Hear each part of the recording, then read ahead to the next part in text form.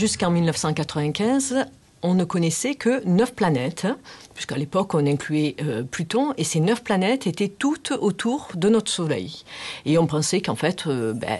les planètes hors du système solaire resteraient encore pendant plusieurs années hors d'atteinte, parce qu'en fait, elles sont très difficiles à détecter.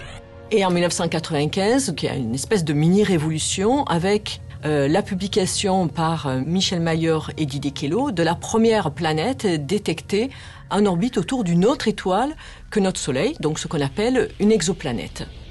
Donc 51 Pegg B, en fait, c'est une planète qui est semblable à Jupiter, mais qui se retrouve très près de son étoile, puisque elle fait le tour de son étoile en un peu plus de 4 jours seulement. Ça veut dire qu'elle est encore plus près de son étoile que Mercure, la planète la plus proche du Soleil, ne l'est de notre étoile.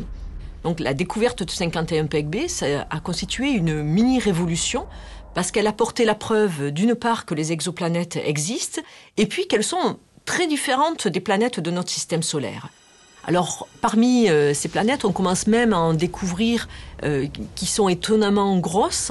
En général, leur masse est autour, un peu moins que 5 fois la masse de Jupiter. Mais il y a quand même quelques monstres avec des masses qui sont autour de 10 fois la masse de Jupiter, voire le dernier corps, le corps le plus massif qu'on ait découvert, c'est Coro Exo 3b, puisque là, on est à plus de 20 fois la masse de Jupiter. L'objectif dans cette science des exoplanètes, c'est bien sûr d'arriver à détecter l'analogue de la Terre, autour d'une autre étoile que notre Soleil, une planète qui serait comme la Terre rocheuse et située à peu près à la même distance, parce que ça laisse,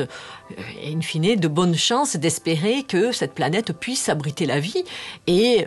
peut-être d'avoir un premier élément de réponse sur la grande question qui est « sommes-nous seuls dans l'univers ?»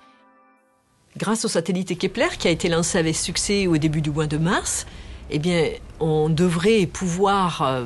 disons, à l'horizon de 2 à 3 ans, avoir la première détection de planètes vraiment similaires à notre Terre, avec des propriétés probablement tout à fait semblables. Donc, on voit bien qu'on est